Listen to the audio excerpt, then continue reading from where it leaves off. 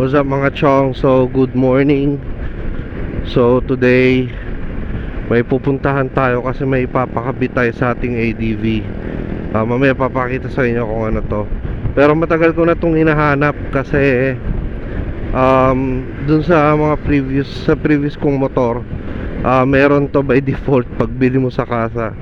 So dito sa ADV wala. So ipapa-install natin siya outside the kasa. So mamaya na lang papakita ko sa inyo. Okay?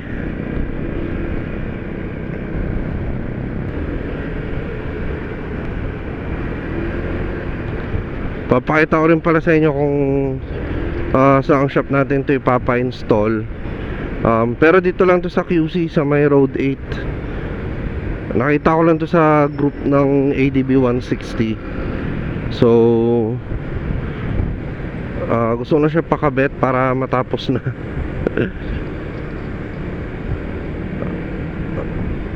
Sobrang importante nito, especially pagka mahilig kayo mag-drive. Kasi yung sa Oxlite, sige, bigyan ko na yan ng clue. Yung Oxlite kasi natin, di ba, as per sa memo ng LTO, bawal siya nagpa-flash.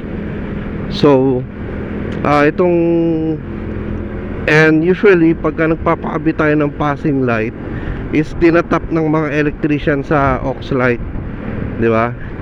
So ito ipapa-install natin is OEM switch na may passing light switch. And sabi nung kausap ko kagabi, sa headlight na to nakatap, sa headlight siya nakakonect. So kung ganon, so ibig sabihin legally speaking parang okay siya, di ba? At least hindi nagbiblink yung Oxlite natin. Pero yung Oxlite natin, hindi ko pa rin tatanggalin yung passing light sa Oxlite natin kasi ginagamit ko yun pagka naglo-long ride ako. Especially pagka malalaking sasakyan kasi yung kasabay mo sa kalsada, tapos headlight, passing light yung gamit mo, hindi ka pa rin nila makikita pagka nagpa-passing light ka, especially if you are coming from behind. So ayun, kaya hindi ko pa rin papatanggal yun. Tatago ko pa rin yung ating Oxlite passing light, which is nakakonect sa ating laser gun. Alright? So papunta na tayo doon. Ikakat ko muna yung video dito, tapos babalikan ko na lang kayo mamaya pagka malapit na tayo. Okay? So yun lang guys, thank you.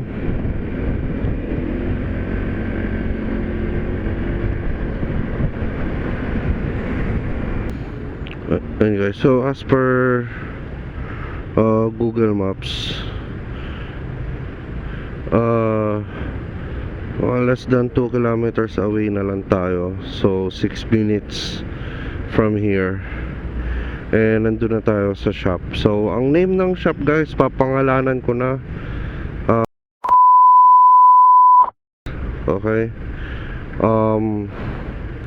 Pag okay yung gawa nila and legit yung item na in-install nila dito sa ating motor, i-share ko yung Facebook page nila dito, para ma-search nyo rin sila kung gusto nyo mag-inquire, or gusto nyo rin magpakabit ng ganong switch. Okay, this is good sa ADB motor natin. So most likely, kung magre-recommend man ako niyan, most likely baka sa mga ka-ADB din natin. Okay,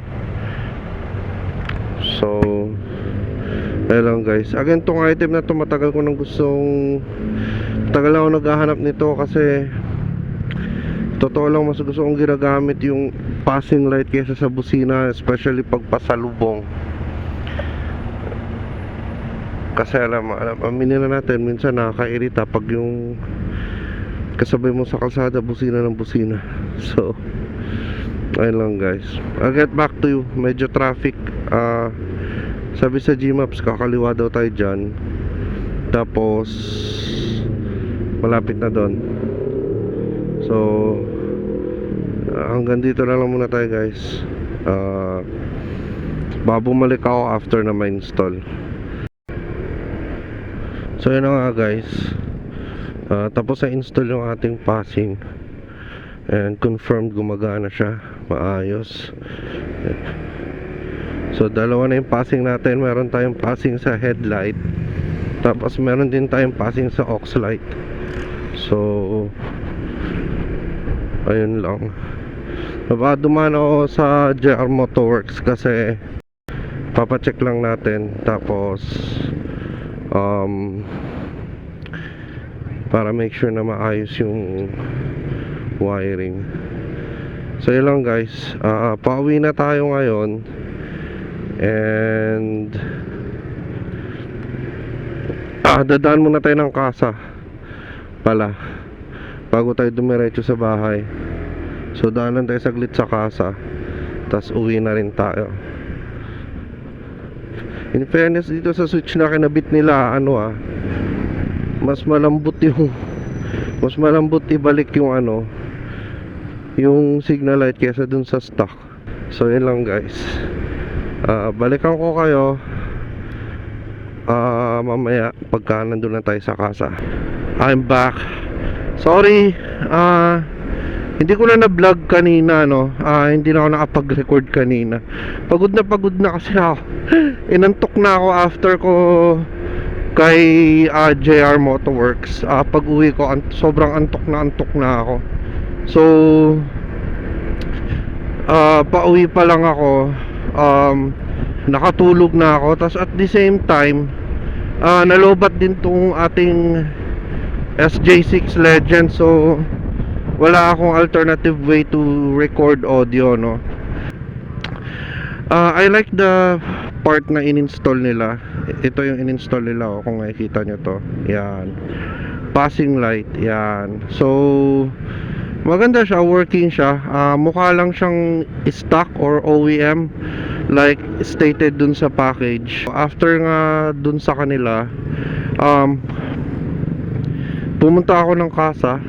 Tapos after nun, dumiretso na ako kila Kuya Jeff. So shoutout sa JR Motorworks. Sila yung the best talaga na malapit sa Pasig.